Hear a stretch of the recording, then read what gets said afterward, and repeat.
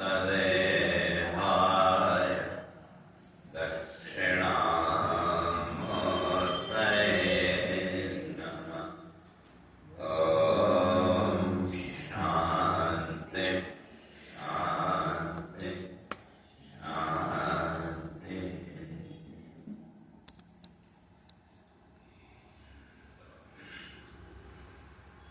बीच में 3-4 दिन का रहा।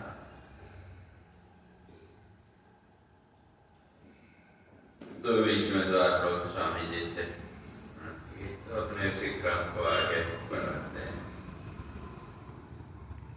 तो इसलिए 7वें अध्याय में भगवान इस बात को स्पष्ट करके आए थे कि मेरे अतिरिक्त और कुछ और मेरा कहने का कृष्ण के रूप को नहीं लेना, बल्कि जो कृष्ण तत्व है और जो कृष्ण तत्व है उसकी शुरू में चर्चा करके आए थे। तो कृष्ण है कौन? ले कृष्ण शब्द में 2 शब्द, कृष्ण और राम। तो इसलिए कृष्ण भूवाचक शब्द रणश्च निर्वृत्तिवाचक तयोर ऐक्यं परम ब्रह्म कृष्ण इत्यभिधीयते। तो इसलिए कहा कृष्ण शब्द में कृष्ण का वो सत्तावाचक है, एग्जिस्टेंस। और जो रण है, रण निर्वृत्ति, निर्वृत्ति माने ज्ञान, आनंद। तो जो आनंद रूपात्मक जो सत्ता है, उस सत्ता का नाम है कृष्ण। और वो आनंद कहाँ है? आनंद हमारा अपना स्वरूप है। इसलिए जब भी भगवान कहते हैं मैं, तो वहां मैं का आत्मा का स्वरूप, वहां वो कृष्ण का रूप नहीं, बल्कि आत्मा का जो स्वरूप है उसी स्वरूप। क्योंकि उस आत्म स्वरूप के अतिरिक्त संसार में और कुछ है। क्योंकि जितने भी रूप हैं, ये रूप तो परिवर्तनशील, बदलने वाला है, और जो स्वरूप है वो अविनाशी है। इसलिए स्वरूप और रूप का इतना अंतर है, याद रखो। जो स्वरूप है वो अविनाशी है, वो कभी बदलने वाला नहीं। और जितने भी रूप हैं वो सब बदलने वाले। तो इसलिए जो सत्ता है, आत्मा है, तो उसको किस तरह से जाने?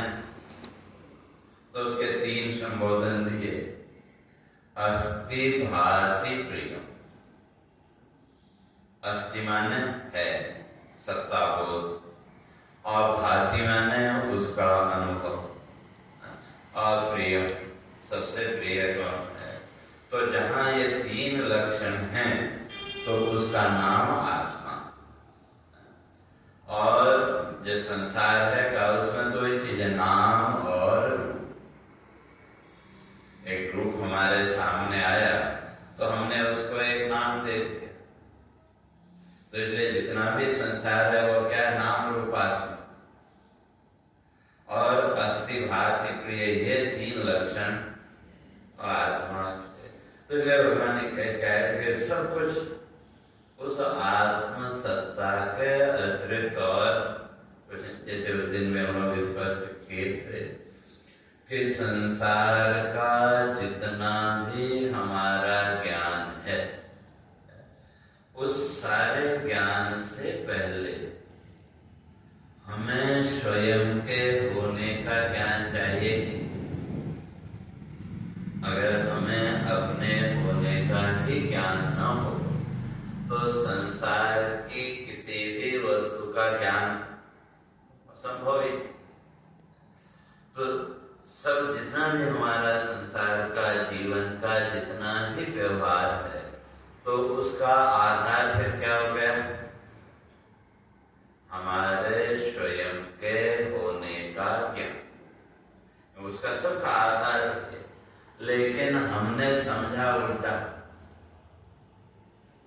हमने संसार की इन वस्तुओं को अपने जीवन का आधार मान ली, जबकि वास्तव में है उल्टा। में जितनी भी वस्तुएं, जितने भी पदार्थ हैं, इन सबका अस्तित्व किस पर टिका हो? हमारे स्वयं के होने का जो ज्ञान है। संसार की जितनी भी वस्तुएं, उनका अस्तित्व हमारे उसी ज्ञान पर टिका होता है, और हमने अज्ञान के कारण उल्टा मान लिया। इस संसार की वस्तुओं को अपने जीवन का आधार मान लिया, और जब ये उल्टा हमने मान लिया तो हमारे जीवन में फिर सुख दुख आदि ये सब वृत्तियां भी आने लगी।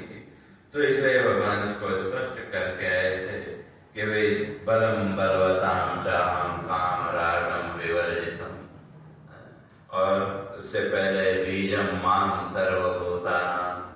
कहते हैं जितने भी सृष्टि में पदार्थ हैं, उन सबका आधार भगवान कहते हैं मुझे ही जानो।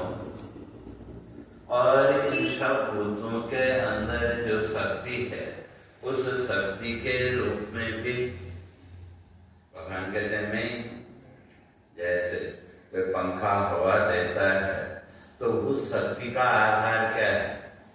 बिजली है।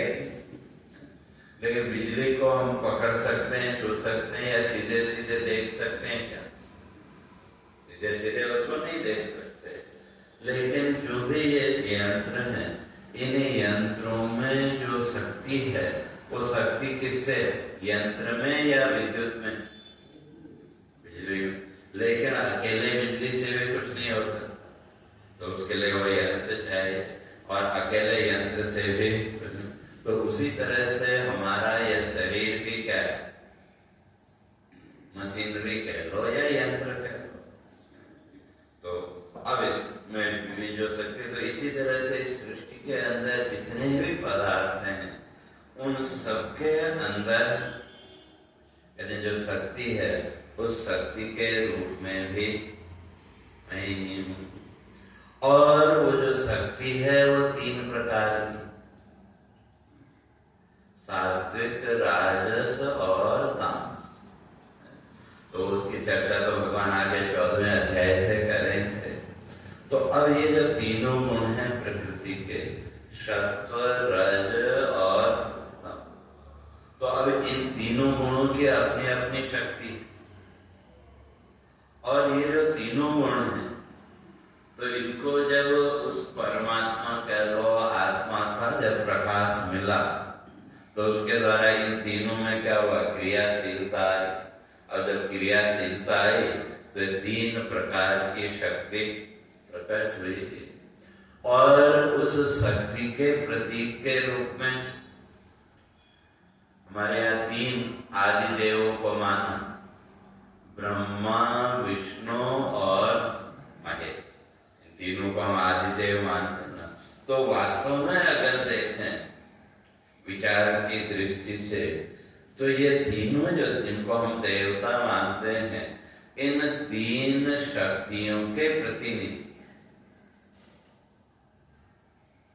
जो भगवान शिव हैं, वो तमोगुण के अधिपति, भगवान विष्णु वो सत्वगुण के अधिपति, और ब्रह्मा जी रजोगुण के अधिपति।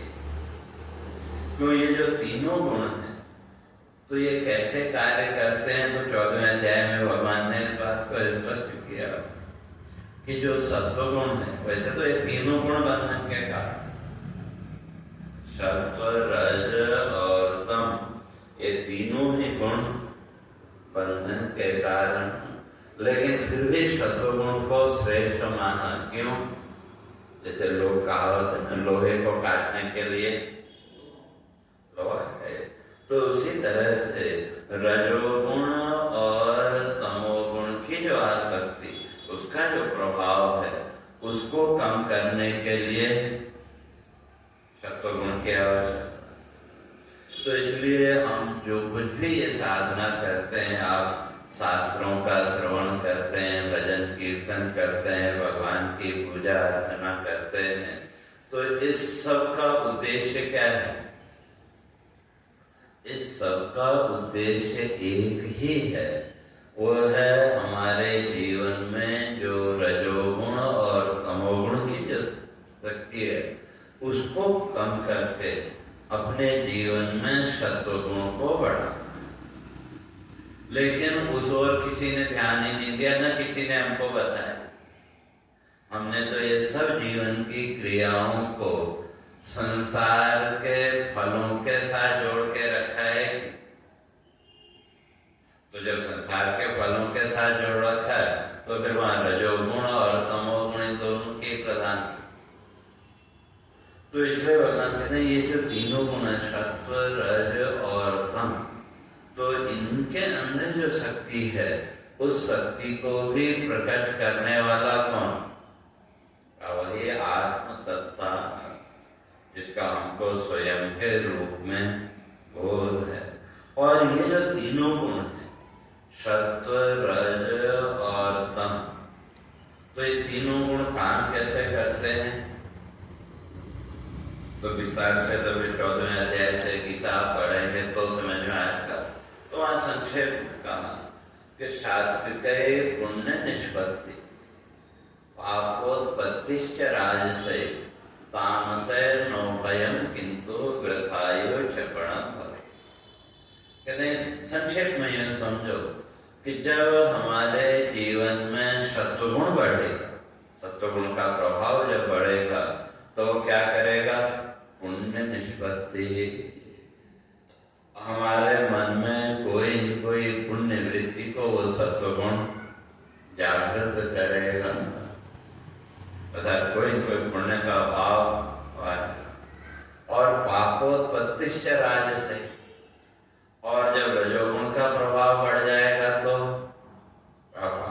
पाप का अर्थ फिर वही संसार का राग द्वेष। तो जब राग द्वेष जीवन में आया तो वहां फिर पाप पुण्य दोनों। इसलिए संसार का और राग द्वेष का भाव वो रजोगुण के द्वारा, और जो तमोगुण है का वो न तो आपसे पाप कराएगा और न पुण्य कराएगा, लेकिन आपकी आयु का क्षय।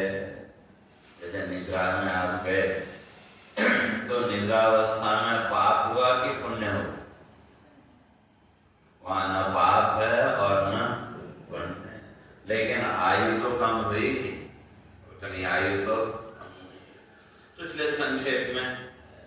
और ये जो तीनों गुण हैं, सत्व, रज और तम, तो फिर ये काम कैसे करते हैं? तो ये तीनों गुण एक दूसरे के कट्टर शत्रु, लेकिन इन तीनों के बिना जीवन नहीं चल सकता। जैसे यूं समझो, आपको कमरे में रोशनी करनी हो तो वो जो रोशनी है, उस रोशनी के लिए आपको कितनी चीजें चाहिए? पहले दीपक जलाते थे तो बर्तन कोई भी हो सकता है, मिट्टी का है कि किसी धातु का है, या कभी जरूरत पड़ी तो तुरंत आटा है तो उससे भी दिया बना लेते हैं, नहीं बनता है। तो वो हो गया पात्र, पात्र माने शरीर। अब वो कोई भी हो सकता है, चाहे मनुष्य का शरीर हो, चाहे पशु पक्षियों का हो, चाहे देवताओं का। इनमें से शरीर तो कोई भी हो सकता है। जैसे वो दीपक का जो बर्तन है वो कोई भी हो सकता है, मिट्टी का है, धातु का है, या आपने तुरंत वो बनाया, या उधर कहीं तीर्थ आदि में जाओ, हरिद्वार वगैरह, तो वहां वो पत्ते का दोना उसमें भी हो, तो वो कोई भी हो सकता है, उसका ज्यादा महत्व नहीं। लेकिन महत्व किसका है? रोशनी का। अब उस रोशनी के लिए हमको तीन चीजें चाहिए, एक बत्ती, अग्नि और घी या तेल। जो अब इन तीनों को देखो तो तीनों एक दूसरे के शत्रु। आपने रोशनी करने के लिए बत्ती को जलाया तो अग्नि ने क्या किया? बत्ती को जलाना शुरू किया, तो जो अग्नि है वो बत्ती की दुश्मन, और बत्ती ने अपनी सुरक्षा के लिए क्या किया, पीछे से तेल को खींचा और वो आगे और फेंकती रहेगी। तो जो अग्नि है वो बत्ती की दुश्मन और बत्ती तेल की दुश्मन। और तेल कम हो गया, आप डालने लगे, लेकिन थोड़ा सा तेल ज्यादा हो जाए तो बुझ जाएगा। तो जो तेल है वो अग्नि का दुश्मन, अगर तेल थोड़ा सा ज्यादा हो जाए तो तुरंत बुझ जाए। तो तीनों में तीनों शत्रु हैं कि, लेकिन इन तीनों के बिना रोशनी हो सकती है क्या? तीनों के बिना रोशनी नहीं हो सकती। तो उसी तरह से इस संसार में जितने भी प्राणी हैं, उन सभी प्राणियों के अगर जीवन का हम विचार करके देखें, उस जीवन का आधार ये तीनों सत्व, रज और तम। तो अब ये तीनों गुण हमको देंगे क्या? भगवान ने 14वें अध्याय में उसको स्पष्ट किया कि सत्वा संजायते ज्ञानम रजसो लोभ एव च। तो जो सत्वगुण है तो उसके द्वारा क्या होगा? ज्ञान हमारे जीवन में ज्ञान वृत्ति को प्रकट करेगा। और जो रजोगुण है वो संसार का राग देगा। और जो तमोगुण है वो निद्रा, आलस्य, भ्रांति। जब जीवन में तमोगुण ज्यादा होगा तो आलस्य, निद्रा, भ्रांति, या कई लोगों को आपने देखा ऐसे बहुत एक्टिव है, लेकिन एक जगह मस्तिष्क उसका लगा, दूसरा उसको ध्यान में वो आता है। ये सब जब जीवन में तमोगुण की प्रधानता बढ़ गई तो इसलिए कहते हैं कि भाई ये तीनों गुण बंधन तो नहीं। इसलिए भगवान ने वहां कहा कि सत्वगुण सबसे अच्छा है, लेकिन वो भी आपको बांधेगा। तो कैसे? तत्र सत्वम निर्मलत्वात् प्रकाशकम अनामयम। तो कहते हैं वो अच्छा है, प्रकाश ज्ञान देने वाला है, लेकिन सुख संगेन ज्ञान संगेन। और सत्वगुण भी आपके जीवन में बंधन का कारण है। कैसे? तो कहा सुख संगेन ज्ञान संगेन। तो सत्वगुण जब जीवन में आया तो उसने हमारे जीवन में क्या क्या ज्ञान वृत्ति को प्रकट किया, और उस ज्ञान वृत्ति के द्वारा सुख का।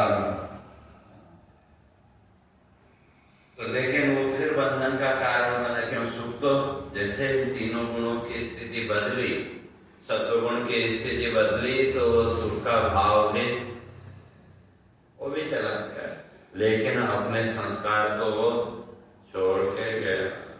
तो इसे वो भी बांधेगा। और का जो रजोगुण है वो क्या देगा? रजो रागात्मकम वृद्धि तृष्णा संग समुद्भवम। तो जब जीवन में रजोगुण बढ़ेगा तो वो रागात्मक, राग हमारे जीवन में, और अकेला राग नहीं आएगा, उसके साथ में तृष्णा। तृष्णा का अर्थ है अतृप्ति का भाव। और जब तमोगुण बढ़ेगा, कहते हैं निद्रा, आलस्य, भ्रांति। हमारे जीवन में निद्रा, आलस्य और भ्रांति का भ्रम, इल्यूजन, या समय के अनुसार बुद्धि का काम न करना। तो अब ये जो तीनों गुण हैं, ये नहीं समझना कि एक ही गुण एक समय में रहेगा, ऐसा नहीं। ये तीनों गुण एक साथ रहेंगे। अब प्रधानता किसकी है वो अलग, या हम अपने जीवन में किस गुण को ज्यादा प्रधानता देते हैं, वो बहुत कुछ हमारे कंट्रोल में, पूरी तरह से तो नहीं, लेकिन बहुत कुछ हमारे कंट्रोल में भी है। तो इसलिए जीवन में तीनों गुण चाहिए। क्यों? हमको जीवन में ज्ञान भी चाहिए। कोई भी व्यक्ति ऐसा नहीं है जो ये न चाहता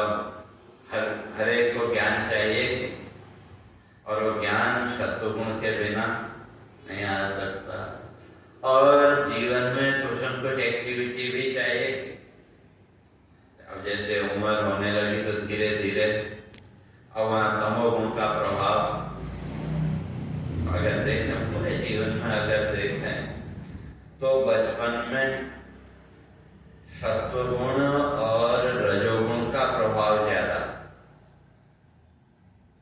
उसे बचपन में एकदम एक्टिव है कुछ भी, लेकिन फिर एक अवस्था में क्या हो गया, अब सत्वगुण सीमित हो गया लेकिन रजोगुण का कार्य ज्यादा है।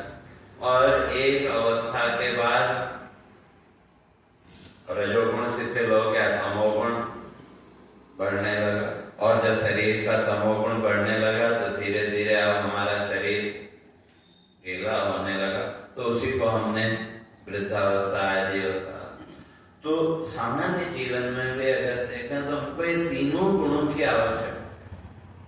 जीवन में क्रिया भी चाहिए, एक्टिविटी भी चाहिए, हमको ज्ञान भी चाहिए और आराम भी चाहिए कि तीनों ही चाहिए। और इन तीनों गुणों के बिना यह संभव नहीं। तो इसलिए केवल अकेले ज्ञान से भी काम नहीं चलेगा, केवल क्रिया से भी काम नहीं चलेगा और केवल विश्राम से भी काम। तो इसलिए तीनों गुणों की, लेकिन ये तीनों गुणों की जो प्रवृत्ति है, कहते हैं दीपवत, तो एक दूसरे के शत्रु की तरह ये काम करते हैं। और जो गुण ऊपर हो, सत्व रज और तम, तीनों गुणों में से जो गुण ऊपर होगा प्रभाव उसका ज्यादा होगा और उसका जो सहयोगी बनेगा वो भी तो अपना असर दिखाएगा कि। तो संक्षेप में यूं समझो, अगर जीवन में सत्वगुण बढ़ा और उसके साथ प्रकृति का सत्वगुण, ये दोनों जब आपके दोनों उसका सहयोग हुआ, आपका सत्वगुण और प्रकृति का सत्वगुण, तो ये दोनों जब मिले तो उस समय वो आपको आनंद और सुख देंगे। इसीलिए हमारे ऋषियों ने प्रातः काल की जो व्यवस्था बनाई, वे सुबह जल्दी उठने की इत्यादि, या सुबह जल्दी उठ करके जो भी भगवान की पूजा अर्चना करते हैं वो किसके लिए, क्यों उस समय हमारा शरीर का कहो या मन का कहो, वो सत्वगुण उस समय प्रधान है। और जो प्रकृति है, प्रकृति में भी उस समय सत्वगुण की प्रधान, और वो जो समय वही ब्रह्म मुहूर्त का जो समय है, सूर्योदय से कम से कम 2 घंटा पहला वो ब्रह्म मुहूर्त का वो समय माना, क्योंकि उस समय प्रकृति का जो सत्वगुण है वो अपने, और आप भी समय से, रात को समय से आप सोए तो आपकी नींद पूरी हुई और उस समय आप उठे तो आपके मन का भी विक्षेप आदि उस समय कुछ नहीं है, तो आपके जीवन में भी उस समय सत्वगुण की प्रधान था। तो जब दोनों सत्वगुण मिलेंगे तो वो आपको आनंद और प्रसन्नता की अनुभूति कराएंगे, सुख की अनुभूति कराएंगे, और उस समय आप जो भी ध्यान साधना आदि जो भी करेंगे तो वो सहज भाव से आसानी से हो।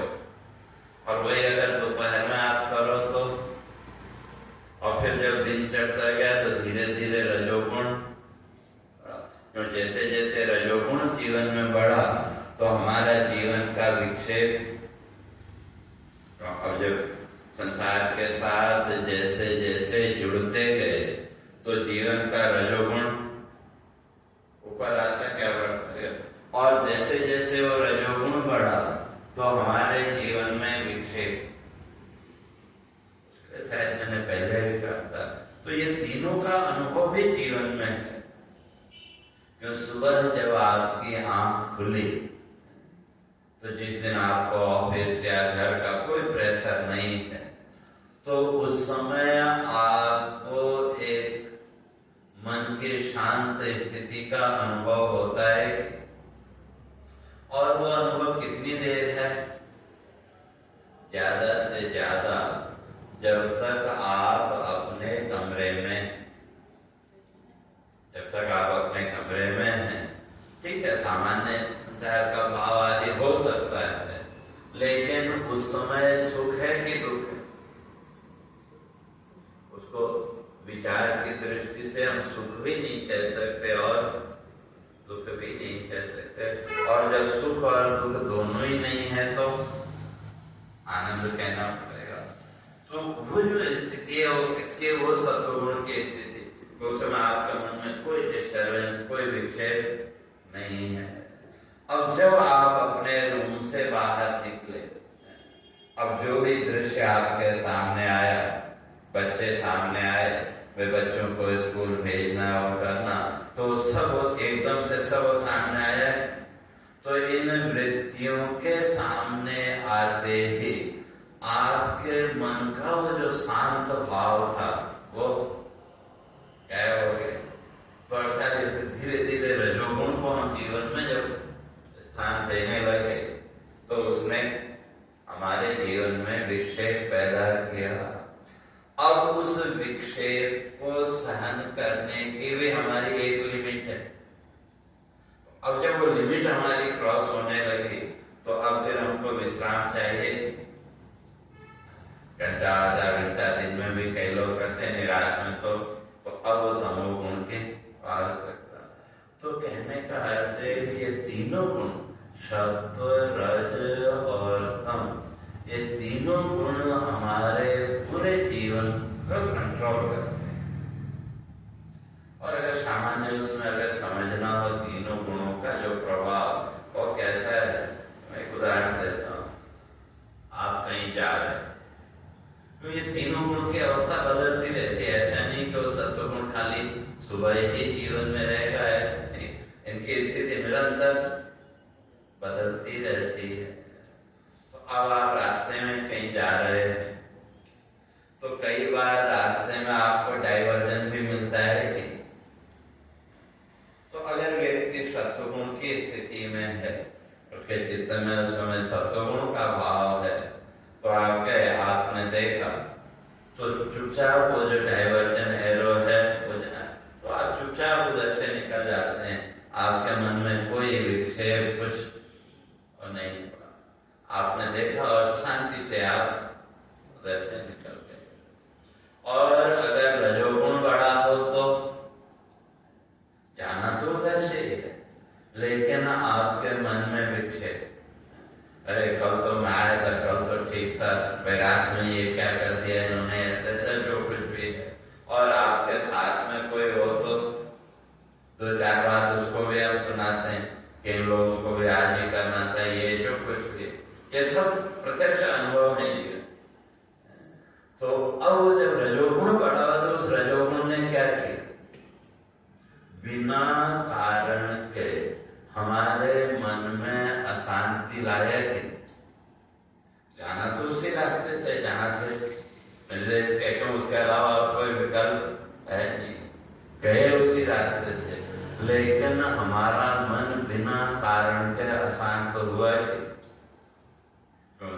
दो गाली हम लोग ने उसको जो भी म्यूनिसिपलिटी को जो भी कोई दो बातें उनको भी सुनाए, और उसके द्वारा हमारे जो मन का जो शांत भाव था वो गायब हुआ कि, तो रजोगुण ने क्या किया,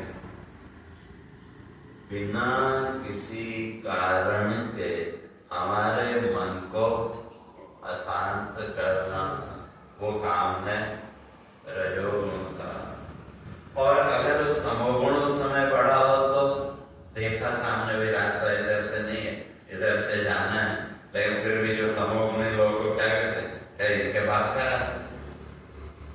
कई बार आपने देखा होगा लोगों को, नहीं हम तो यहीं से जाएंगे,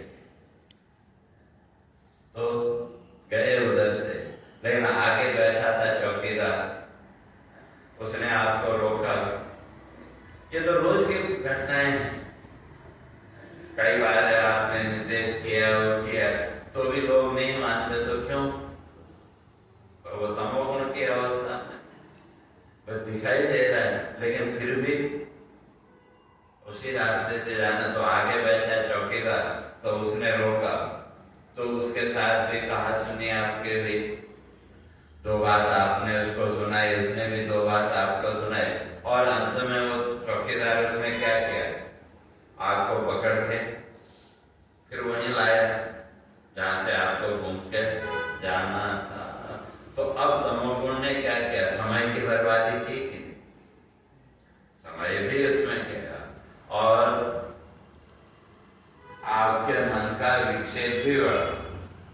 तो तमोगुण ने समय को भी नष्ट किया और आपके मन का विक्षेप भी बढ़ा।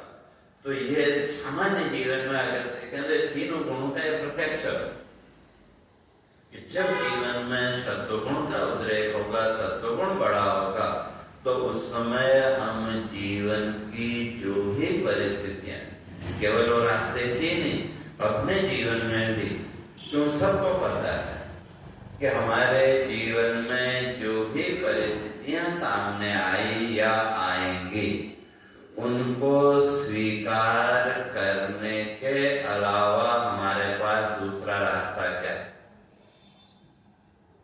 चाहे वो परिस्थितियां हमारे मन के अनुकूल हों या न हो, उन परिस्थितियों को स्वीकार करने के अलावा हमारे पास और कोई रास्ता। तो अब ये सत्संग आदि के माध्यम से जो कुछ भी हमने समझा, जितना भी समझा, तो उसके द्वारा जब हमने अपने जीवन में सत्वगुण को बढ़ाने का प्रयास किया, तो वो जीवन की जो भी परिस्थितियां हैं, तो उनके प्रति एक सहज भाव धीरे धीरे हमारे जीवन में आता जाएगा। वो एक दिन में हो जाएगा, मैं ऐसा नहीं कहता, लेकिन धीरे धीरे जैसे जैसे हमारी समझ बढ़ेगी वैसे वैसे हमारा सत्वगुण बढ़ा, और जैसे जैसे जीवन में सत्वगुण बढ़ेगा तो जीवन की परिस्थितियों को सहज भाव से स्वीकार करने की हमारी जो सामर्थ्य है वो बढ़ती जाएगी। वही सत्संग का फल है। अगर ईमानदारी से अगर देखें तो सत्वगुण हमारा बढ़ा, तो सहज भाव से हमने उसको स्वीकार किया। और अगर रजोगुण का प्रभाव जीवन में ज्यादा है तो परिस्थितियों को स्वीकार तो करना है, लेकिन मन में विक्षेप, ऐसा क्यों होगा, ऐसा नहीं होता तो अच्छा था, ये तो फिर उसके आगे का भी हम रास्ता खोजते हैं, फिर धीरे धीरे उससे आगे हम बढ़ते हैं। और अगर जीवन में तमोगुण की प्रधानता है तो फिर व्यक्ति उस घटना को पकड़ के बैठ जाता, भाई मेरे साथ ऐसा क्यों। जीवन तो अपनी रफ्तार से चलेगा, लेकिन व्यक्ति जीवन की उन घटनाओं को ही पकड़ के बैठ जाता है। और जब उन घटनाओं को पकड़ के बैठ गया तो फिर जीवन में राग द्वेष, चाहे उसका निमित्त कोई भी बना हो, कोई व्यक्ति हो, वस्तु हो, तो अगर उस वस्तु के माध्यम से हमको जीवन में सुख मिला तो उसके साथ राग, और अगर दुख मिला तो द्वेष का भाव, तो वो तमोगुण की अवस्था में क्या वो फिर स्थायी हो जाए, इसने मेरे साथ ऐसा किया। तो ये तीनों गुण हमारे जीवन को प्रभावित करने वाले, और जीवन की कोई भी क्रिया ऐसी नहीं है जो इन तीनों गुणों के प्रभाव से मुक्त हो। तो इसलिए भगवान वही कह रहे हैं कि ये जो सात्विका भाव राजसा तामसाश्रये मत्त एवेति तान विद्धि न तो अहम तेषु ते मयि। कहते हैं ये जो तीनों भाव हैं, सात्विक, राजस और तामस भाव, तो इनको प्रकट करने वाला, ये जो प्रकट होने वाले हैं वो किससे, काम मुझसे ही प्रकट होने वाले हैं, लेकिन का न तो ये मुझ में है और न मैं इनमें। ये जो भी तीनों गुण हैं ये प्रकृति के, तो प्रकृति के गुण हैं तो ये प्रकृति में ही है। जैसे मैंने पहले कहा, पंखा है, पंखा क्या कर रहा है, हवा दे रहा है। तो यह एसी, मान लो एसी आजकल कूलिंग वाला भी आता है, हीटिंग वाला भी आता है। तो वो जो कूलिंग, हीटिंग या घर में आते बहुत से इंस्ट्रूमेंट, तो वो सब किससे चलते हैं, बिजली से चल रहे हैं। कि बिजली के बिना आपको हवा नहीं मिल सकती। तो अब हवा किसमें है? बिजली में है क्या? या उस हवा में विद्युत है क्या? अगर हवा में बिजली होती तो हमको करंट लगता। तो ये तो बीच में एक माध्यम हो गया। तो लेकिन उस बिजली के बिना ये चल सकता है क्या? तो उसी तरह से भगवान भी यहाँ कहते हैं कि भाई ये जो प्रकृति के जो तीनों गुण हैं, सत्व, रज और तम, तो ये तीनों गुण मेरी सत्ता के बिना प्रकट नहीं हो सकते। कहने का अर्थ है कि मेरी सत्ता के बिना ये प्रकट नहीं हो सकते। क्यों? ऊर्जा तो वहीं से मिले। जैसे आजकल समझ लो ना, फिर वही मोबाइल में आ जाओ, वे सब कुछ है। अगर उस मोबाइल में बैटरी ना हो तो, और बैटरी के रूप में क्या है? इलेक्ट्रिसिटी कह लो, एनर्जी कह लो, जो भी कह लो। तो अब वो जो बैटरी है, तो उस बैटरी में एनर्जी है। तो एनर्जी जब आपके उस मोबाइल सेट को मिली, तो उस मोबाइल में जो कुछ भी आपने डाल रखा है, जो कुछ भी वो सब सामने आया कि अगर वो बैटरी, वो करंट उसको न मिले तो कुछ भी वहां प्रकट नहीं होगा। तो वो जो सामने आपको दिखाई दे रहा है, तो वो वास्तव में क्या है?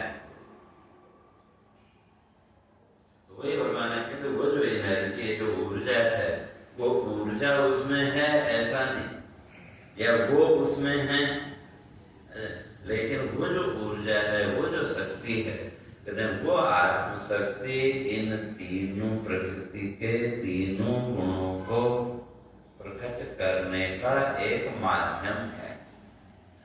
जैसे लाइट को भी ले लो, तो बिजली में लाइट है क्या? अगर बिजली में रोशनी होती तो फिर ये ट्यूबलाइट वगैरह की हमको जरूरत पड़ती क्या?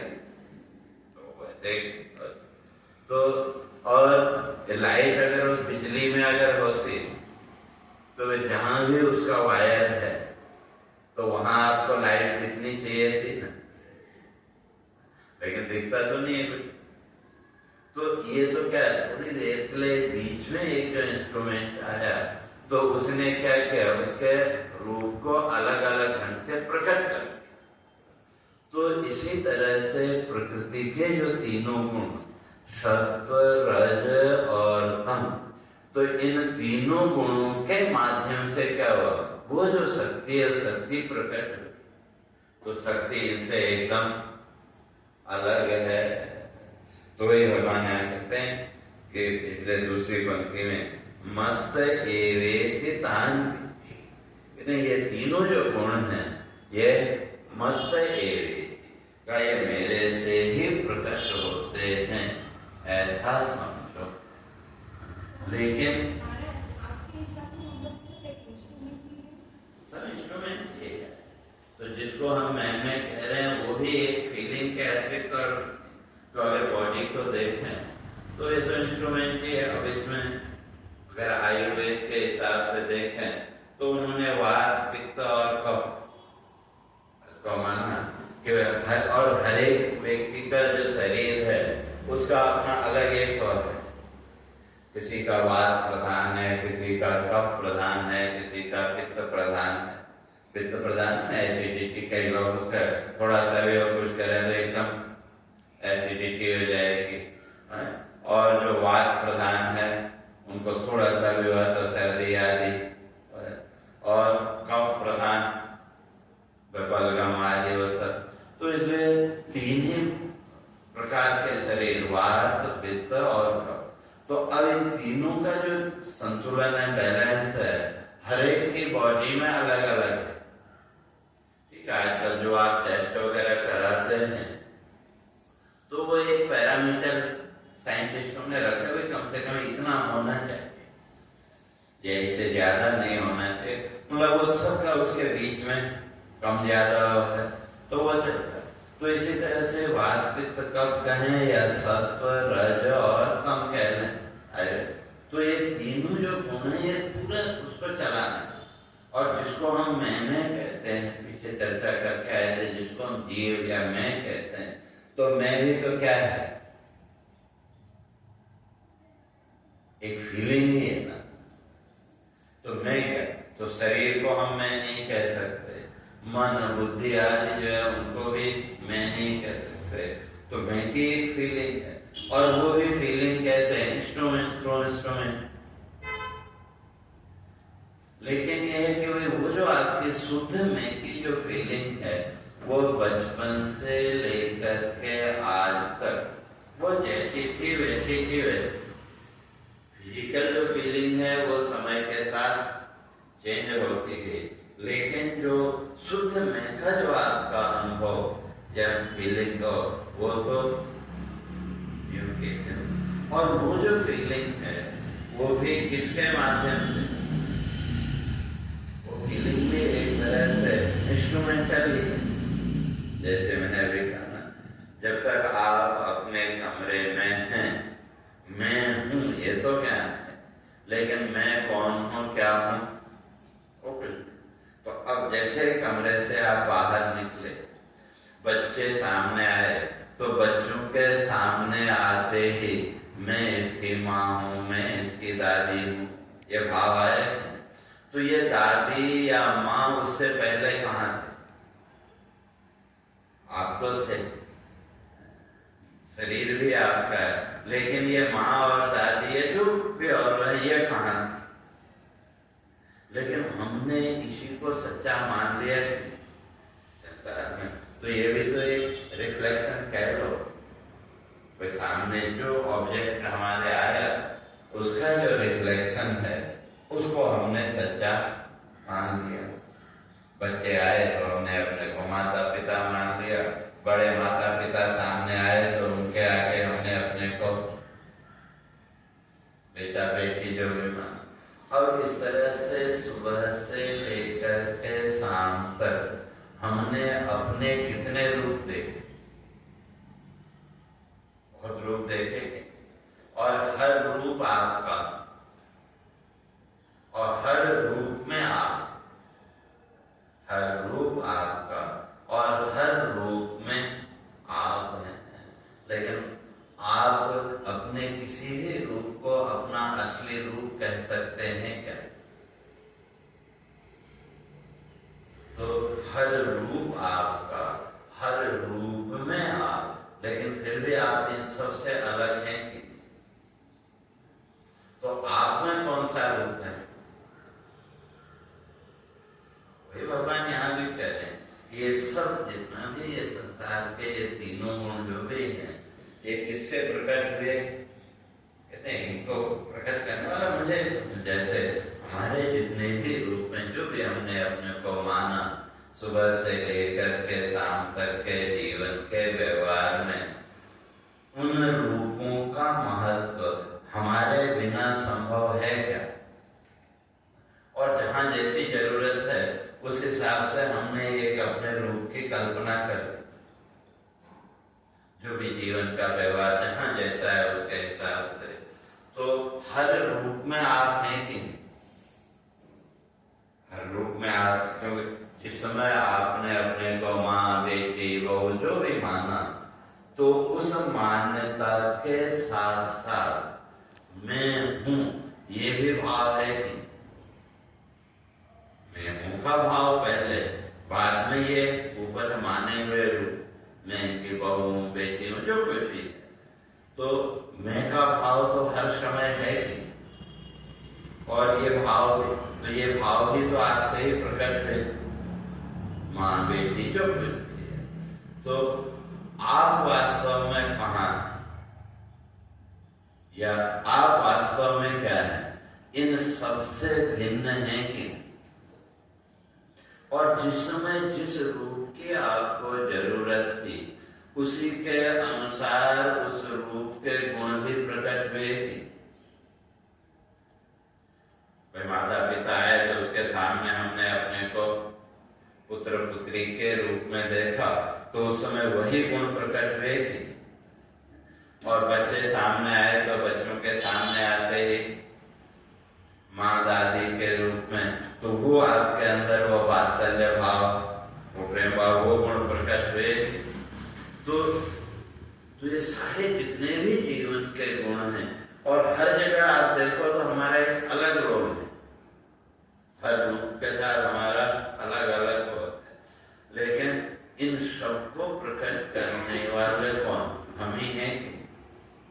और सब जगह हम हैं, लेकिन हम वास्तव में क्या है? इन सब से अलग हैं कि? तो ये जितने भी हमारे रूप प्रकट है, ये वास्तव में कहाँ है? मुझ में है क्या? मुझ में भी नहीं। क्यों? अगर ये सब मुझ में होते तो आप शांति से सो पाते क्या? किसी दिन कोई रूप को हमने पकड़ लिया तो उस दिन नींद भी नहीं आती, तो उस सब को पीछे छोड़ना पड़ता है।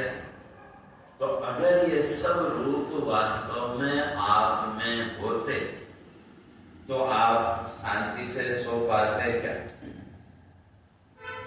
तो ये जितने भी रूप हैं, न आप में है और न आप उसमें।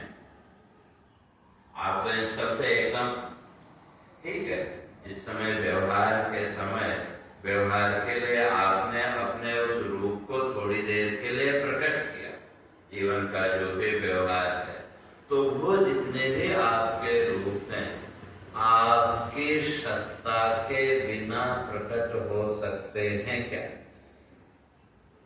जो भी हमने अपने को, तो हमारे सत्ता के बिना वो रूप प्रकट नहीं हो सकते। और ये जितने भी रूपों को हमने अपना सुबह से शाम तक प्रकट किया, देखा, तो इनमें से किस रूप को हम अपना असली रूप कह सकते? आपका असली रूप, माँ का, की बेटी का, की बहू का, दादी का असली रूप कौन सा है? किसी को आप निश्चित नहीं कर सकती हो ये मेरा असली रूप, क्योंकि वो सारे रूप समय के अनुसार बदल, लेकिन आप तो वही के वही हैं कि? तो ये सब रूप आप में होते हुए भी आप में कुछ नहीं। ये जितने भी रूप हैं, इन सब रूपों का आधार आप, सब रूप आप में ही है, और सब रूपों में भी आप हैं। तो आपकी सत्ता के बिना आपके रूपों का कोई महत्व नहीं। क्यों? मुर्दे को कोई महत्व देता है क्या? चाहे वो बच्चा हो, बूढ़ा हो, जवान, जो भी। तो ये जितने भी जीवन के व्यवहार में हमारे रूप हैं, तो हर रूप में आप, और हर रूप आप में है, लेकिन इतना होने पर भी आप में कुछ भी नहीं है। तो आप कुछ भी नहीं, समझ आई नहीं बात? तो भगवान वही यहाँ कह रहे हैं। इसी तरह से ये जो तीनों गुण हैं, तो क्या ये तीनों गुण भी क्या है? उससे प्रकट हुए, अर्थात मेरी सत्ता से ये सब थोड़ी देर के लिए प्रतीत है, लेकिन मैं इनसे एकदम निर्लिप्त हूँ। जैसे ही ना जैसे का इंस्ट्रूमेंट, तो भाई उसको हमने किया तो AC, JC, DC जो भी सिस्टम है, उस सिस्टम के आधार पर वो इंस्ट्रूमेंट और काम करने लगा, और जहाँ पीछे से सप्लाई बंद हुई, और इंस्ट्रूमेंट ने भी अपना काम करना बंद कर दिया। तो उसी तरह से हमारा जो जीवन है, उसको भी अगर देखें तो एक तरह से पूरी लाइफ इंस्ट्रूमेंटल ही, बचपन से लेकर के जीवन के अंतिम क्षण तक, जब तक ये इंस्ट्रूमेंट ठीक ठाक काम कर रहा है तो हमारा जीवन चल रहा है। और इसको ठीक ठाक रखने के लिए कोई भी मशीन हो तो उसमें भी तो तेल वगैरह वो सब डालना पड़ता है कि नहीं, कोई ठीक ठाक चले। तो उसी तरह से जो भी खाना दाना है वो भी क्या है भाई, इस मशीनरी को ठीक ठाक चले, उसके लिए वो सब प्रयास है।